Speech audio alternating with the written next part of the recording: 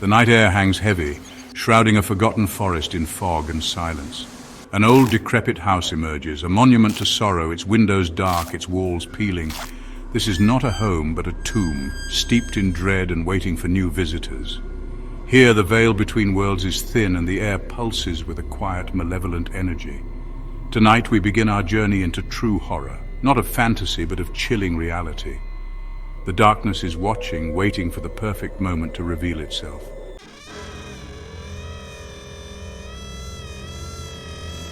True horror twists the familiar, turning safe spaces into nightmares. It's not distant castles, but our homes, schools, and workplaces where terror takes root. Imagine a middle school restroom, ordinary yet transformed into a stage for the unimaginable. The monsters aren't in the woods, they're in our mirrors, our streets, our daily lives. The fear is when the known becomes terrifyingly strange. These stories prove that the ordinary can become a gateway to absolute terror.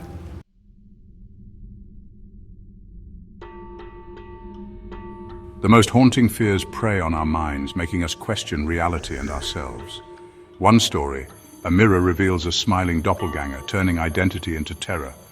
Another, the all-too-human horror of being stalked, safety shattered by unseen eyes. Both tales converge on violated boundaries, our reflections, our homes, our sense of self. The darkness isn't just out there, it's within, waiting to break through. Prepare yourself. These true stories will linger long after the telling.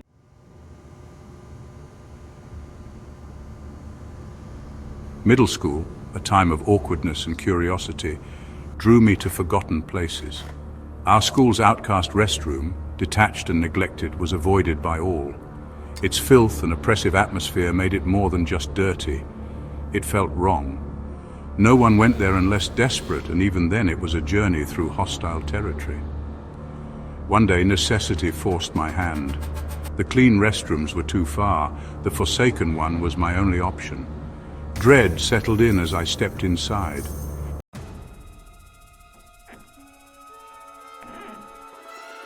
Entering the restroom was like breaking a tomb seal.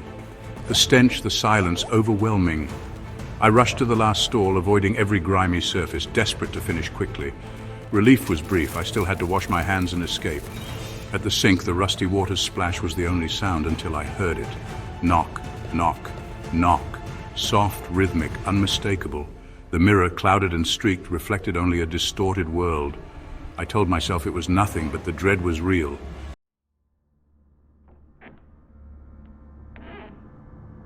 I stood frozen, listening. The silence pressed in, broken only by my frantic pulse. I tried to rationalize. Just old pipes, I told myself. But then, knock, knock, knock. My head snapped up, an icy chill ran down my spine. I wasn't imagining it. A pale, skeletal hand appeared beneath the stall door, fingers tapping. I turned, nothing. The hand was gone. I stood, caught between the mirror's reflection and the empty reality behind me.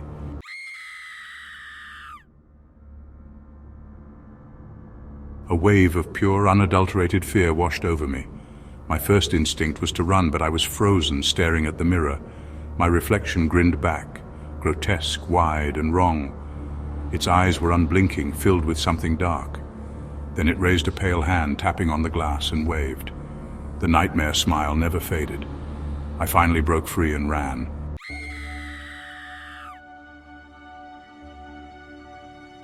A scream tore from my throat. My body moved on its own, desperate to escape the restroom. I burst into the hallway, heart pounding, unable to stop running. My friends tried to comfort me, but no one believed what I saw in that mirror. To this day, I avoid mirrors, haunted by the memory of that grotesque, smiling reflection. I will never forget what I witnessed in that school restroom.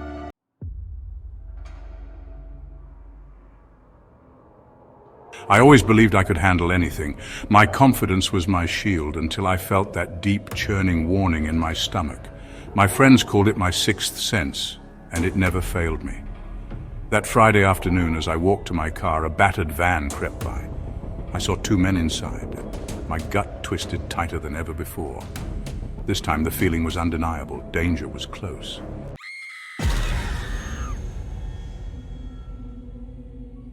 The churning in my gut was immediate, a physical scream of warning. I knew these men were a threat. The van slowed beside me, the driver grinning, his voice an unwelcome intrusion. "Hey, beautiful, come talk to us." My instincts screamed to escape. I changed direction, heading for the apartment office, my only hope for safety. Heart pounding, I gripped my pocket knife, praying I'd make it. It was only 3:30, but the street felt ominous. Two strangers followed me, their intentions growing more insistent and unsettling. I snapped, "Leave me alone!" But they only laughed. Then the driver offered me shoes if I got in the van. He opened a box overflowing with shoes, children's, men's, women's, all jumbled together. Horror crashed over me.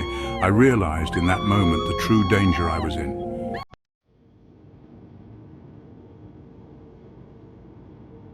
The sight of those shoes, the sheer volume and variety, was a revelation of pure horror.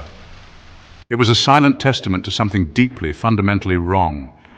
These weren't just shoes, they were trophies, relics. Each pair represented a person, a life. The churning in my stomach had been a warning, but this was the confirmation, a visceral punch to the gut that told me I was in the presence of absolute evil. I'd never felt so sick, so utterly terrified in my entire life. The casual, almost banal way they offered them to me was the most chilling part of all. A single guttural sound escaped my lips. "No!" I screamed the word, my voice cracking with a mixture of terror and revulsion. The spell of horrified paralysis was broken, replaced by a surge of adrenaline so powerful it felt like an electric shock. I didn't wait for their reaction. I bolted. I ran with a desperation I had never known, my lungs burning, my legs pumping with all the strength I possessed. I could hear the van doors creaking open behind me, the sound of the men getting out, their angry shouts cutting through the air. They were coming after me. My panicked eyes scanned the area as I sprinted toward the distant office building. A short distance away, I saw a small group of young children playing on a patch of grass, blissfully unaware of the predators who had just driven past them. A new, protective fear surged through me. There was no way I could leave them out here, vulnerable and alone, with those monsters lurking nearby. In a split-second decision, I veered off my path, running toward them. "Come with me," I yelled, my voice strained and breathless. "Now!" I grabbed the hand of the nearest child, urging them all to run with me. Thankfully, the urgency and terror in my voice must have been convincing enough. The children, wide-eyed and confused, scrambled to their feet and ran alongside me. We fled together, a strange, panicked group, straight for the glass doors of the apartment leasing office. I burst inside, dragging the bewildered kids with me, and slammed the door shut behind us. I leaned against it, gasping for breath, my heart hammering against my ribs. I immediately began explaining the situation to the startled office staff, my words tumbling out in a frantic, disjointed stream. They saw the sheer terror on my face and immediately called the police.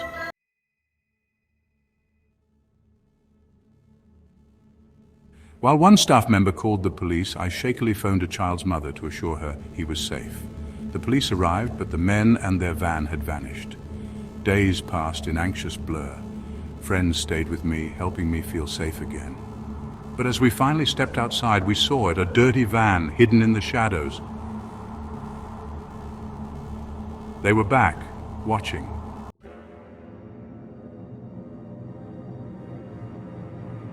The sight of that van was like a physical blow. All my feelings of safety vanished. It was the same van, parked across the street, watching my front door. This wasn't random, I was the prey.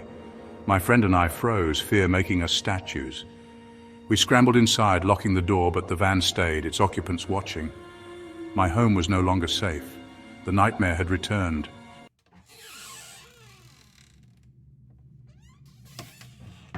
My apartment became a cage. We kept the blinds drawn, whispering in fear, every sound outside sending our hearts racing. The van outside was a constant, unmoving threat. Sleep was impossible. Paranoia was our only companion. The police could do nothing. We felt exposed, watched, and powerless. One morning the van was gone, but the fear remained, rooted deep within me.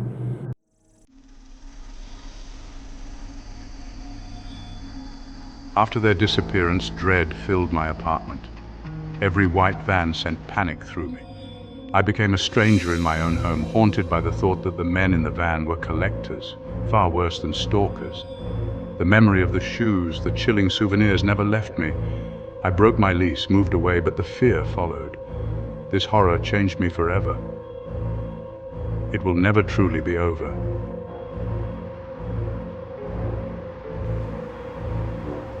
We return to the foggy night where the haunted house stands silent, guarding its secrets. The stories we've explored reveal how fear lingers, whether born of the supernatural or the all-too-human. The world is never quite the same after you've seen what lurks behind the veil.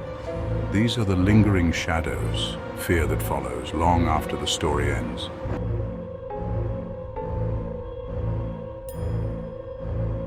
The psychological impact of such events is a wound that often never fully heals.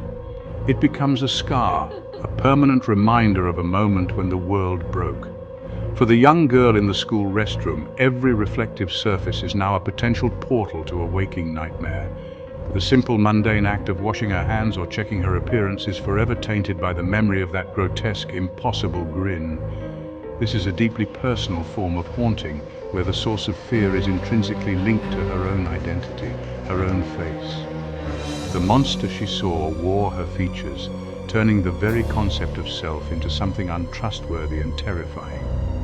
Similarly, the young woman who was stalked by the men in the van carries a different yet equally profound scar. Her sense of safety in the world has been irrevocably shattered. Her home, the ultimate symbol of security and personal space, was transformed into a prison of fear. The trust she once had in the predictable rhythm of daily life was stolen from her. The gut feeling that once served as a mere warning system is now likely a constant companion, a hyper-vigilant alarm that finds potential threats in the most ordinary situations. Her trauma is a testament to the chilling reality that the most dangerous monsters are often human. These stories highlight the fragility of our perceived reality. We navigate our lives with an unspoken agreement that certain rules will be followed, reflections will mimic our movements, and strangers will pass us by without incident. When these fundamental rules are violated, it creates a cognitive dissonance that can be deeply damaging. The world no longer makes sense. The foundations of our understanding are shaken, leaving us adrift in a sea of uncertainty and fear. The scars left behind are not physical, but they are etched deeply into the psyche, altering perceptions and shaping future behaviors in ways that are difficult to overcome. The trauma is not just about what happened, but about what could have happened. It is the endless loop of horrifying possibilities that plays out in the mind. What if the smiling reflection had stepped out of the mirror? What if the men in the van had broken down the door? These unresolved questions are a form of psychological torture. They are the ghosts that follow the survivors, whispering of darker fates that were narrowly avoided. The horror, then, is a living thing, a continuous presence that reshapes the survivor's inner world into a place of caution and fear.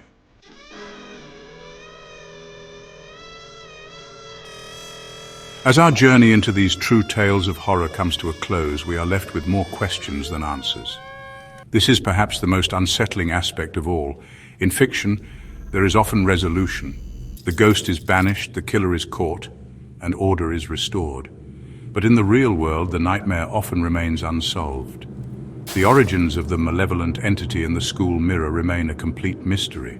Was it a spirit, a demon, or something else entirely? We will never know. It exists now only as a terrifying memory, a permanent fixture in one person's mind, a question mark that will hang over her for the rest of her life. The fate of the two men in the van is equally shrouded in uncertainty. They were never caught.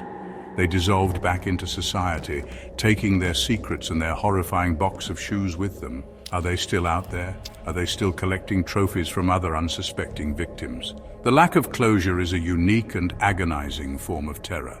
It means the threat is not neutralized, it is merely dormant. It leaves the victim, and now us, with the chilling knowledge that these predators may still be hunting their van, a silent, mobile harbinger of doom for their next target. This lack of resolution is the final chilling touch. It forces us to accept that some horrors are simply inexplicable and some evils go unpunished.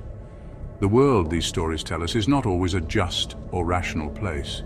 There are dark corners and shadowy figures that operate outside the bounds of our understanding and our laws. The true horror is the realization that sometimes there is no final chapter. There is no explanation. There is only the event itself. and the lifelong process of trying to live with the knowledge of what you have seen and survived. And so we leave you here, in the cold and the fog, with the echoes of these stories ringing in your ears. The darkness behind the creaking door of the haunted house remains unexplored. These tales are but a glimpse into that abyss. They serve as a grim reminder that the membrane separating our safe, ordinary lives from absolute terror is perilously thin. Subscribe and stay with us, because the next story we have to share is even darker. Trust me when I say you will want to leave the lights on, the next time we venture even deeper into the shadows.